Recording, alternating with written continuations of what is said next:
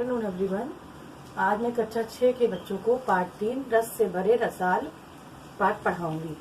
रस से भरे रसाल, जैसा कि पाठ के नाम से स्पष्ट हो रहा है कि पाठ आम के बारे में है, क्योंकि आम फलों का राजा कहा जाता है। इसे देवफल भी कहा जाता है ना। जीवन में स्वाद और स्वास्थ्य की दृष्टि से आम का बहुत महत्व है।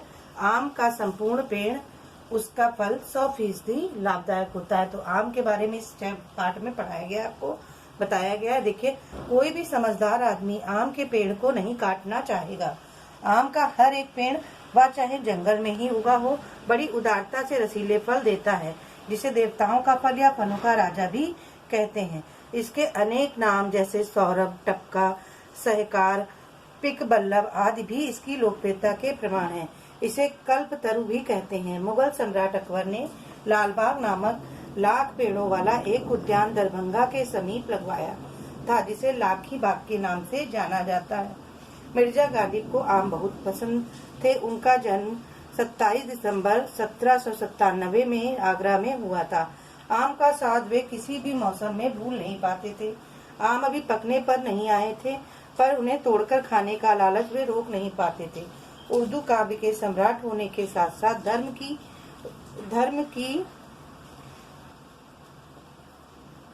धर्म नहीं होता, वैसे ही ईश्वर कृत धर्म की उदारता में उनका अगाध विश्वास था। उनका मानना था कि प्रकृति प्रदत्त फलों का जैसे कोई विशेष धर्म नहीं होता, वैसे ही ईश्वर कृत मनुष्य का भी कोई विशेष धर्म नहीं होना चाहिए।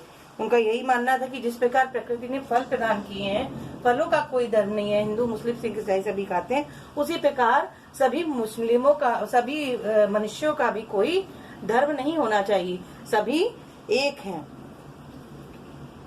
ईश्वर एक है। आमों का मौसम उनके लिए स्वाद और संतुष्टि लेकर आता था। मुगल काल के अंतिम शासक बहादुर शाह जफर के समय वे दिल्ली में ही रहते थे। दिल्ली दरबार में उनका महत्वपूर्ण स्थान था।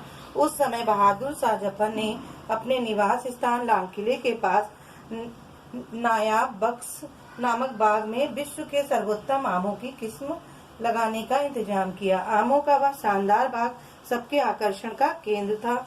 एक बार राजा साहब मिर्जा गालिब के साथ उसी बाग में सैर कर रहे थे। उन आमों की दूर दूर तक फैली लंबी शाखाओं पर लगे हुए रसीले आमों की खुशबू से सारा वातावरण महक रहा था। उसी समय गालिब ने बादशाह से कहा, जहांपनाह, मैंने सुना है कि प्रत्येक आम पर उसके खाने वाले का नाम लिखा होता है। मुझे पूरी उम्मीद है कि बाग के किसी आम पर मेरा भी नाम जरूर लिखा होगा। यह बात सुनकर बादशाह खिलखिला कर हंसने लगे। उसी दिन उन्होंने आमों से भरी एक टोकरी गालिब के घर पहुंचा दी। निसंदेह पके आम पेड़ से तोड़कर खाने का मजा ही कुछ और है। आम अत्यंत उपयोगी, सघन तथा विशाल वृक्ष है, जो भारत के दक्षिण में कन्याकुमारी से उत्तर में हिमालय की तराई तक तथा पश्चिम में पंजाब से पूर्व में असम तक अधिकता से होता है। अनुकूल जलवायु मिलने पर इसका वृक्ष 50-60 फुट की ऊंचाई तक पहुंच जाता है। आंकड़ों के मुताबिक इस समय भारत में प्रतिवर्ष 1 करोड़ टन आम पैदा होता है। आम हरे, पीले और लाल रंग के होते हैं। आम 5 से 25 सेंटीमीटर लंबा होता है। आम के फूलों को मंजरी कहते हैं। आम में विटामिन ए और विटामिन सी भरपूर मात्रा में होता है। आम पोटेशियम और आयरन प्राप्ति का उत्तम स्रोत है। आम हमारे शरीर के यकृत की कार्यशीलता को नियमित करता है। बढ़ते बच्चों के लिए आम बड़े काम की चीज है। आम हमारी पाचन क्रिया को बढ़ाता है। वजन बढ़ाने में भी आम सहायक सिद्ध होता है। आम से अचार, अमचूर, चटनी, आम पापड़ और मुरब्बा बनाया जाता है। आम रस को दूध में घोलकर पिया जा सकता है। आम की गुठली को सुखाकर और चक्की में पीसकर उसका आटे की तरह प्रयोग कर सकते हैं। आम की 100 से भी ज्यादा किस्में हैं।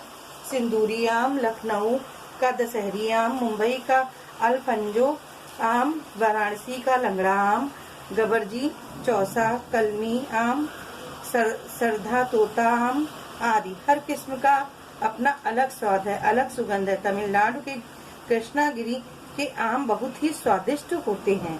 भारत में लोक विश्वासों के अनुसार आम का पेड़ इच्छा की पूर्ति करता है। गुजरात में श्रावण की सप्तमी की रात को घर के निकट ही आम का पौधा लगाया जाता है। फिर घर की औरतें उसकी पूजा करती हैं और बच्चों के आरोग्य का वरदान मांगती हैं। कभी कभी जब विघ्न नाशक गणेश की पूजा होती है तो आम की लकड़ी का स्तंभ गाड़ दिया जाता है। हवन या यज्ञ के समय आम की ही लकड़ी, पत्ती, फूल आदि का प्रयोग किया जाता है। आम की लकड़ी निर्माण कार्य व घरेलू सामग्री बनाने के काम में आती है। इसमें मतलब आम के पेड़ का ये भी महत्व बताया, पूजा में भी महत्व बताया गया है। तुमने 1000 पेड़ों वाले आम के बाग के बारे में सुना है, उसके बारे में ना भी सुना हो। बिहार के हजारीबाग शहर का नाम अवश्य सुना होगा। एक बहुत बड़ी अमराई जिसमें कम से कम 1000 आम के पेड़ थे, हजारीबाग कहलाता था। 1000 आम के पेड़ थे, इसलिए इसे हजारीबाग कहलाता था। इसमें से कुछ पेड़ तो अब भी मौजूद हैं। इस अमराई के इर्द गिर्द गांव बसने लगा और धीरे धीरे बढ़ते बढ़ते शहर बन गया, जो आज हजारीबाग कहलाता है। जैसे जैसे जमीन कम होती गई, लोगों ने अपना गांव बसा लिया, गांव से शहर बन गया और उसका नाम हजारीबाग हो गया। पहले वहाँ पे आम के पेड़ होते थे, अब बहुत कम आम के पेड़ वहाँ पे रह गए। आमों के बाग को अमराई कहते हैं। अमराइयों में सभी का स्वागत है, लेकिन आम के मौसम में जब पेड़ों पर फल लगे होते हैं, अमराई में घुसना खतरे से खाली नहीं। आप लोग जैसा कि आप लोग देखते भी हैं, अपने भी गांव में देखते हैं कि जब आम आता है तो चौकीदार एक बैठ जाता है, तो उसी चीज का वर्णन है कि वहाँ पे जाना खतरे से खाली नहीं होता। इस मौसम में बाग की रखवाली एक डरावना सा चौकीदार करता है। उसका काम होता है उन शैतान बच्चों को खदेड़ भगाना, जो ये सोचकर कि चौकीदार को जरा भी झपकी लगे तो आम चोरी करने के फिराक में घुस आते हैं। चौकीदार को जरा भी फुर्सत नहीं मिलती। अभी आम पकने पर भी नहीं आते कि उसे गांव के लड़कों से ही नहीं, तोतों के झुंड से भी जूझना पड़ता है। तोते आ जाते हैं, तोते पकने से पहले ही आमों में गहरे गहरे अपनी चोंच से छेद करते हैं, जिससे आम खराब हो जाता है। तो बच्चों से ही नहीं बचाना पड़ता, तोतों से भी उन्हें बचाना पड़ता है, जो हरे आमों को अपनी चोंचों से गहराई तक कुतर डालते हैं। कभी कभी चौकीदार आम के बाग के बीच में किसी पेड़ के नीचे बैठा रस्सी खींच कर किसी ऊंची ढाल पर बंधे खाली कनस्तर को खड़खड़ाता रहता है, ताकि तोते डरकर उड़ जाएं। सचमुच आम फलों का राजा है, सबके मन को भाता है।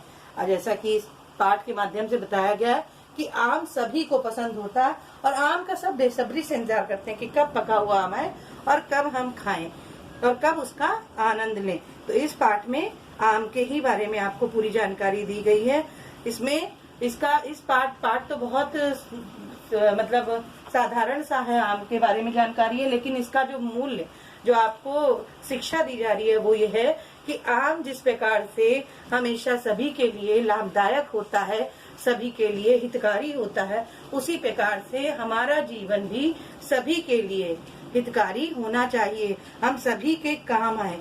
जब हमारा जीवन चल रहा है तो उसमें सभी के लिए हमारी उपस्थिति होनी चाहिए, सभी के लिए हमें कार्य करते रहना चाहिए, किसी का बुरा नहीं करना चाहिए।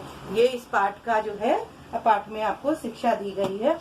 अब इसके बाद मैं आपको कठिन शब्द करा रही हूँ, कर लीजिएगा फेयर कॉपी पे।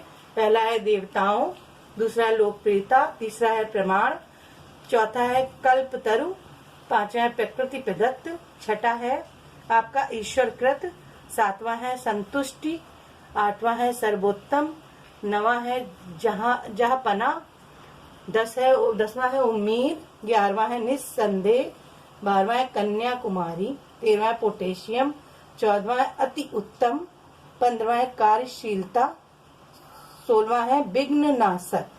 ये आपका आज यहाँ तक मैंने काम कराया है। धन्यवाद। इसको करिएगा कॉपी पे।